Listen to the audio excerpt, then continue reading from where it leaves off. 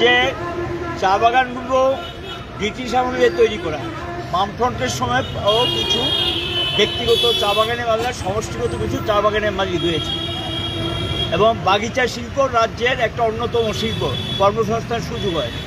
চা বাগানে যারা কাজ করে সবচেয়ে গরিব অংশের মানুষ।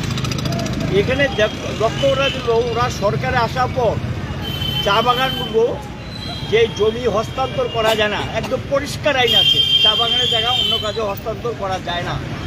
বামফ্রন্ট সরকারের সময় যারা আজকে সরকারে, তারাই কয়েকজন এমএলএ চিৎকার করেছিলেন চা বাগানে খালি জায়গায় কেন রাবার বাগান করা হয়েছে, এ নিয়ে খুব হইচই করেছিলেন। এখন সেই চা বাগানের জায়গা যেমনি খুশি এমনি দখল নিচ্ছে, যা খুশি তা করছে। এবং চা বাগানের জায়গার মধ্যে দেখা যায় একজন মন্ত্রী লিখিতভাবে চিঠি দিয়ে বাগানের জায়গা, বেসরকারি বাগানের জায়গা হস্তান্তর করার জন্য বলেছে। পারে কিনা? আইন বিরোধী কাজ একজন মন্ত্রী করতে পারে? এ তো আইনে নেই। চা বাগানের জায়গা অন্য জায়গায় অন্য কাজে লাগানো যায় না। আবার মন্ত্রীর পেটে তিনি দিয়ে দিলেন। কেন সেখানে বাগানের জায়গাটা দেয়নি? রাতের অন্ধকারে বোলডোজার লাগিয়ে এখানে প্রচুর চা বাগানের গাছ ধ্বংস করে দেওয়া হয়েছে, ড্রেন করে দিয়েছে, রাস্তা ক্ষতিগ্রস্ত করেছে। জায়গায় জায়গায় এভাবে বাগানের জায়গাগুলো তারা ধ্বংস করেছে। এখানেও মৌনপুরে দেখা গেল একটা নবোদয় স্কুল করে 15 একর জায়গা নিয়ে গেলে মৌনপুর চা বাগানে। এখানে একটা নার্সারির নামে আরও প্রায় কয়েক একর জায়গা তারা নিয়ে গেলেন। এগুলি সব চা বাগান ধ্বংস করে এটা করা হয়েছে। আরেকটা জলাশয় নির্মাণ করা হয়েছে। কী করে করেন? কাল্লাছড়া চা বাগানে সেখানে গিয়ে এখানে যারা জমি বিভিন্ন এই মাটি টাটি এনে বিক্রি করে বাগান ধ্বংস করে এখান থেকে জোর জব্বরি করে বাগানের মাটি নিয়ে আসছেন।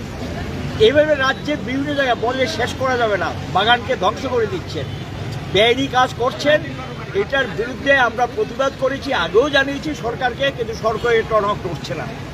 বাধ্য হয়ে আজকে আমরা রাস্তা নামলাম। আমাদের পরিষ্কার বক্তব্য, বাগানের জায়গা বাগানকে ফিরিয়ে দিতে হবে, এই বেআইনি কাজ করা যাবে না।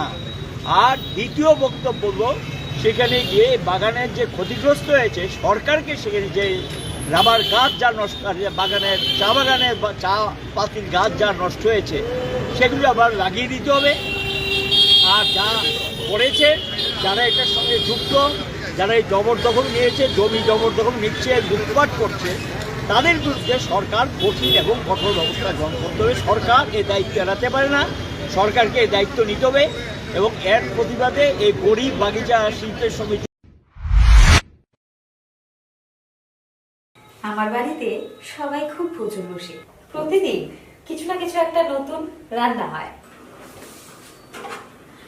আর সবাই খুব মজা করে চেটে পুটে খায়। সবাই বলে আমার হাতের জাদুতেই নাকি রান্না এত ভালো হয়। আর আমি বলি সবটাই হলো পিআর গোল্ড কচ্চি ঘনি সরিষার তেলের জাদু।